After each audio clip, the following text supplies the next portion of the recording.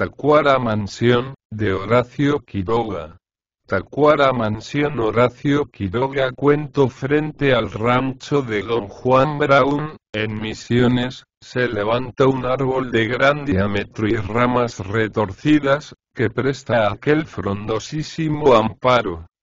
Bajo este árbol murió, mientras esperaba el día para irse a su casa, Santiago Rivet, en circunstancias bastante singulares para que merezcan ser contadas. Misiones, colocada a la vera de un bosque que comienza allí y termina en el Amazonas, guarece a una serie de tipos a quienes podría lógicamente imputarse cualquier cosa menos el ser aburridos. La vida más desprovista de interés al norte de Posadas, encierra 2 o 3 pequeñas epopeyas de trabajo o de carácter, sino de sangre.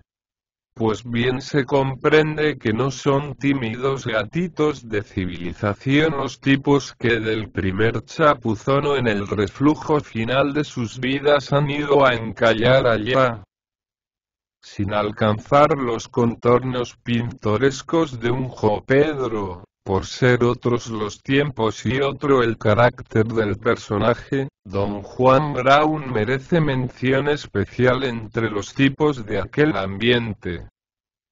Brown era argentino y totalmente criollo, a despecho de una gran reserva británica. Había cursado en La Plata 2 o 3 brillantes años de ingeniería. Un día, sin que sepamos por qué, cortó sus estudios y derivó hasta Misiones. Creo haberle oído decir que llegó a Ibiza-Romí por un par de horas, asunto de ver las ruinas.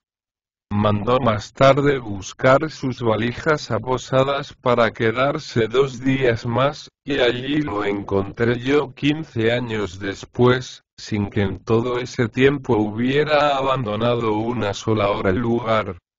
No le interesaba mayormente el país. Se quedaba allí, simplemente por no valer sin duda la pena hacer otra cosa. Era un hombre joven todavía, grueso y más que grueso muy alto, pues pesaba 100 kilos. Cuando galopaba por excepción era fama que se veía al caballo doblarse por el espinazo, y a don Juan sostenerlo con los pies en tierra.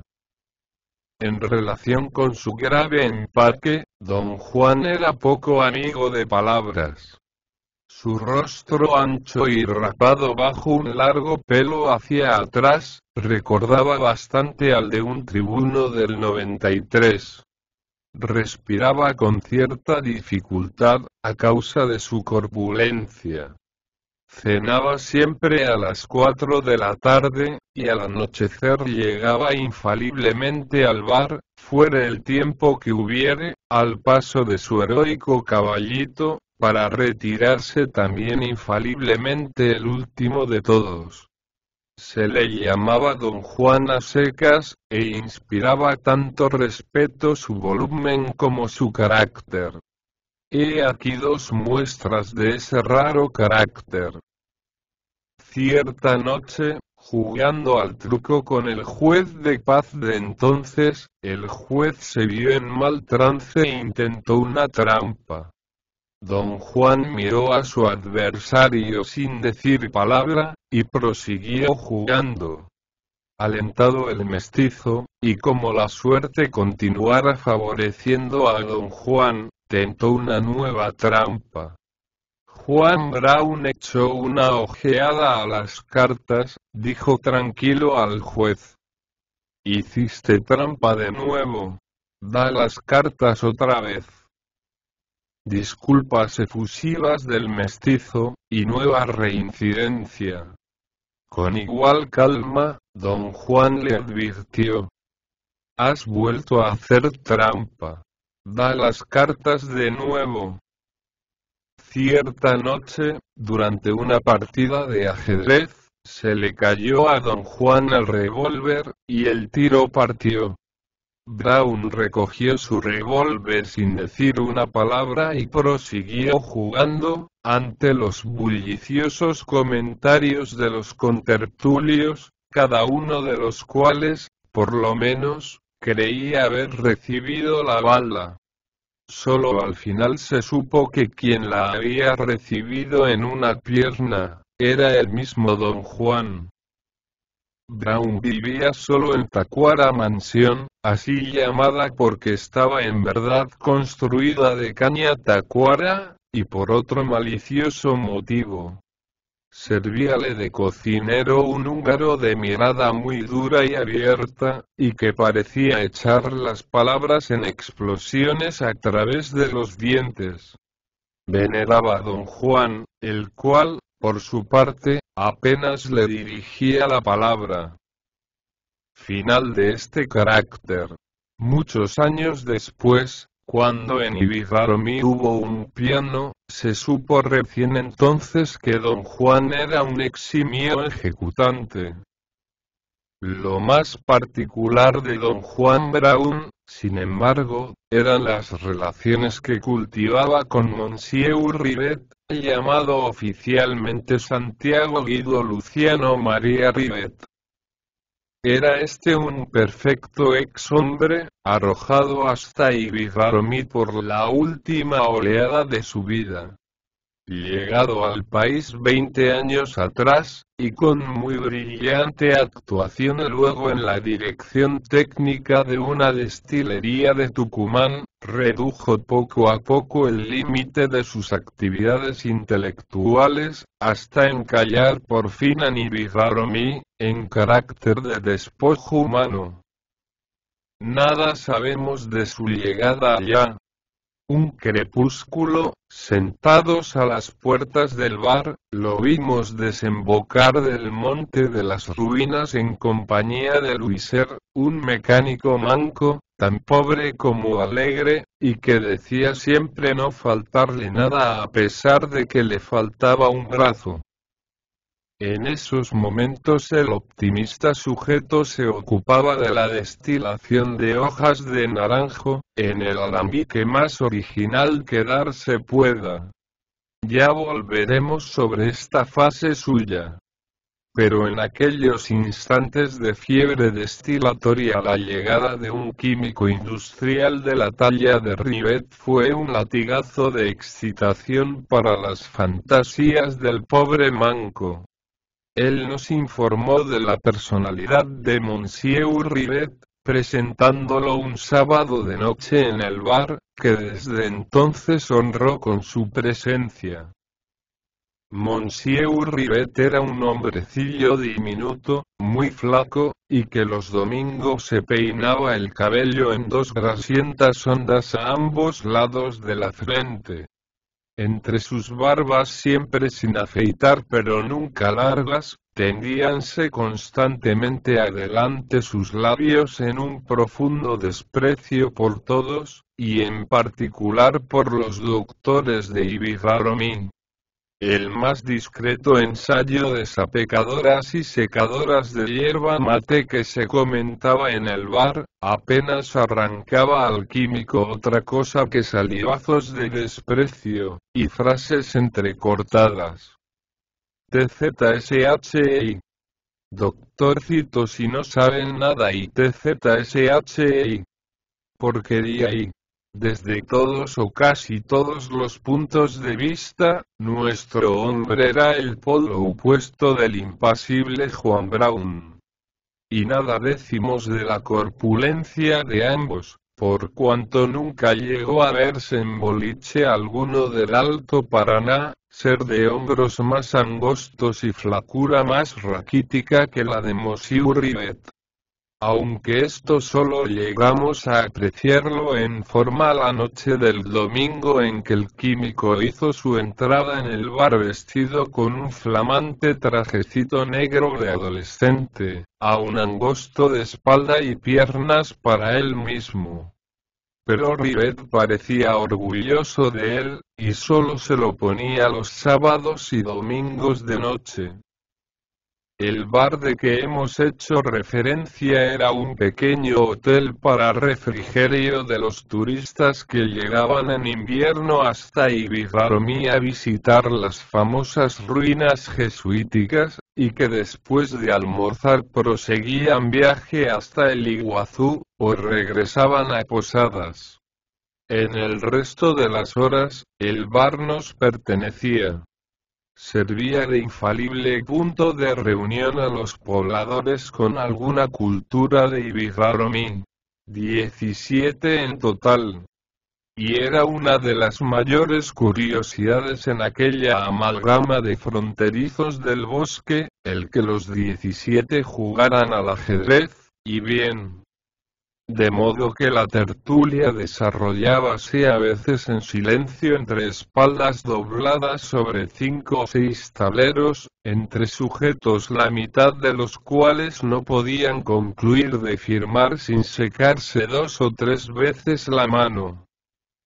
A las 12 de la noche el bar quedaba desierto, salvo las ocasiones en que don Juan había pasado toda la mañana y toda la tarde de espaldas al mostrador de todos los boliches de Ibiraromí. Don Juan era entonces inconmovible. Malas noches estas para el barman, pues Brown poseía la más sólida cabeza del país. Recostado al despacho de bebidas, veía pasar las horas una tras otra, sin moverse ni oír al barman, que para advertir a don Juan salía cada instante afuera a pronosticar lluvia. Como Monsieur Rivet demostraba a su vez una gran resistencia, pronto llegaron el ex ingeniero y el ex químico a encontrarse en frecuentes vis-a-vis. No vaya a creerse, sin embargo, que esta común finalidad y fin de vida hubiera creado el menor asomo de amistad entre ellos. Don Juan, en pos de un buenas noches, más indicado que dicho, no volvía a acordarse para nada de su compañero. M. Rivet, por su parte, no disminuía en honor de Juan Brown el desprecio que le inspiraban los doctores de Ibiraromí, entre los cuales contaba naturalmente a don Juan. Pasaban la noche juntos y solos, y a veces proseguían la mañana entera en el primer boliche abierto, pero sin mirarse siquiera. Estos originales encuentros se tornaron más frecuentes al mediar el invierno, en que el socio de Rivet emprendió la fabricación de alcohol de naranja, bajo la dirección del químico. Concluida esta empresa con la catástrofe de que damos cuenta en otro relato, Rivet concurrió todas las noches al bar, con su esbeltito traje negro. Y como don Juan pasaba en esos momentos por una de sus malas crisis, tuvieron ambos ocasión de celebrar vis-a-vis fantásticos, hasta llegar al último, que fue el decisivo. Por las razones antedichas y el manifiesto lucro que el dueño del bar obtenía con ellas, este pasaba las noches en blanco, sin otra ocupación que atender los vasos de los dos socios, y cargar de nuevo la lámpara de alcohol. Frío, habrá que suponerlo en esas crudas noches de junio. Por ello el bolichero se rindió una noche, y después de confiar a la honorabilidad de Brown el resto de la damajuana de caña, se fue a acostar. De más está decir que Brown era únicamente quien respondía de estos gastos a dúo. Don Juan, pues, y Monsieur Rivet quedaron solos a las 2 de la mañana, el primero en su lugar habitual, duro e impasible como siempre, y el químico paseando agitado con la frente en sudor, mientras afuera caía una cortante helada. Durante 2 horas no hubo novedad alguna. Pero al dar las 3, la damajuana se vació. Ambos lo advirtieron, y por un largo rato los ojos globosos y muertos de don Juan se fijaron en el vacío delante de él. Al fin, volviéndose a medias, echó una ojeada a la damajona agotada, y recuperó tras ella su pose. Otro largo rato transcurrió y de nuevo volvióse a observar el recipiente. Cogiéndolo por fin, lo mantuvo boca abajo sobre el zinc. Nada. Ni una gota. Una crisis de dipsomanía puede ser derivada con lo que se quiera, menos con la brusca supresión de la droga. De vez en cuando, y a las puertas mismas del bar, rompía el canto estridente de un gallo, que hacía resoplar a Juan Brown, y perder el compás de su marcha a Rivet. Al final, el gallo desató la lengua del químico en improperios pastosos contra los doctorcitos. Don Juan no prestaba a su cháchara convulsiva la menor atención. Pero ante el constante porquería y no saben nada y del exquímico, Juan Brown volvió a él sus pesados ojos, y le dijo: ¿Y vos qué sabes? Rivet, al trote y salivando, se lanzó entonces en insultos del mismo jez contra don Juan, quien lo siguió obstinadamente con los ojos. Al fin resopló, apartando de nuevo la vista. Francés del diablo y... La situación, sin embargo, se volvió intolerable. La mirada de don Juan, fija desde hacía rato en la lámpara, cayó por fin de costado sobre su socio. Vos que sabés de todo, industrial, y se puede tomar el alcohol carburado. Alcohol. La sola palabra sofocó, como un soplo de fuego, la irritación de Rivet. Tartamudeó, contemplando la lámpara. Carburado y TZSHI. Porquería y bencinas y piridinas y TZSHI. Se puede tomar. No bastó más. Los socios encendieron una vela, vertieron en la damajona el alcohol con el mismo pestilente embudo, y ambos volvieron a la vida. El alcohol carburado no es una bebida para seres humanos. Cuando hubieron vaciado la damajona hasta la última gota, don Juan perdió por primera vez en la vida su impasible línea, y cayó. Se desplomó como un elefante en la silla. Rivet sudaba hasta las mechas del cabello, y no podía arrancarse de la baranda del billar. Vamos, le dijo don Juan, arrastrando consigo a Rivet, que resistía. Brown logró cinchar su caballo, pudo izar al químico a la grupa, y a las 3 de la mañana partieron del bar al paso del flete de Brown, que siendo capaz de trotar con 100 kilos encima, bien podía caminar cargado con 140. La noche, muy fría y clara, debía estar ya velada de neblina en la cuenca de las vertientes. En efecto, apenas a la vista del valle del Yabebirí, pudieron ver la bruma, acostada desde temprano a lo largo del río, ascender desflecada en jirones por la falda de la serranía. Más en lo hondo aún, el bosque tibio debía estar ya blanco de vapores. Fue lo que aconteció. Los viajeros tropezaron de pronto con el monte, cuando debían estar ya en Tacuara Mansión. El caballo, fatigado, se resistía a abandonar el lugar. Don Juan volvió grupa, y un rato después tenían de nuevo el bosque por delante. Perdidos, y pensó don Juan, castañeteando a pesar suyo, pues aun cuando la cerrazón impedía la helada, el frío no mordía menos. Tomó otro rumbo, confiando esta vez en el caballo. Bajo su saco de astracán, Brown se sentía empapado en sudor de hielo. El químico, más lesionado, bailoteaba en ancas de un lado para otro, inconsciente del todo. El monte los detuvo de nuevo. Don Juan consideró entonces que había hecho cuanto era posible para llegar a su casa. Allí mismo ató su caballo en el primer árbol, y tendiendo a Ribet al lado suyo se acostó al pie de aquel. El químico, muy encogido, había doblado las rodillas hasta el pecho, y temblaba sin tregua.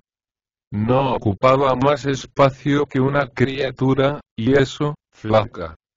Don Juan lo contempló un momento, y encogiéndose ligeramente de hombros, apartó de sí el mandil que se había echado encima, y cubrió con él a Ribet, hecho lo cual, se tendió de espaldas sobre el pasto de hielo. Cuando volvió en sí, el sol estaba ya muy alto. Y a 10 metros de ellos, su propia casa. Lo que había pasado era muy sencillo. Ni un solo momento se habían extraviado la noche anterior. El caballo habíase detenido la primera vez y todas ante el gran árbol de Tacuara Mansión, que el alcohol de lámparas y la niebla habían impedido ver a su dueño. Las marchas y contramarchas, al parecer interminables, habíanse concretado a sencillos rodeos alrededor del árbol familiar. De cualquier modo, acababan de ser descubiertos por el húngaro de Don Juan. Entre ambos transportaron al rancho a Monsieur Ribet, en la misma postura de niño con frío en que había muerto. Juan Brown, por su parte, y a pesar de los porrones calientes, no pudo dormirse en largo tiempo, calculando obstinadamente, ante su tabique de cedro, el número de tablas que necesitaría el cajón de su socio. Y a la mañana siguiente las vecinas del pedregoso camino del Yabebirí oyeron desde lejos y vieron pasar el saltarín carrito de ruedas macizas, y seguido a prisa por el manco, que se llevaba los restos del difunto químico. Maltrecho a pesar de su enorme resistencia, Don Juan no abandonó en 10 días Tacuara Mansión. No faltó sin embargo quien fuera a informarse de lo que había pasado, so pretexto de consolar a Don Juan y de cantar aleluyas al ilustre químico fallecido. Don Juan le dejó hablar sin interrumpirlo. Al fin, ante nuevas loas al intelectual desterrado en país salvaje que acababa de morir, Don Juan se encogió de hombros. Gringo de porquería, y murmuró apartando la vista. Y esta fue toda la oración fúnebre de Monsieur Ribet. Simba es un proyecto gratuito de promoción de la lectura. Ayúdanos a que nuestros libros lleguen a más gente compartiendo lecturas en las redes sociales. Si puedes y quieres, también puedes hacer una donación para mantener el proyecto y posibilitar que nuestra biblioteca siga creciendo.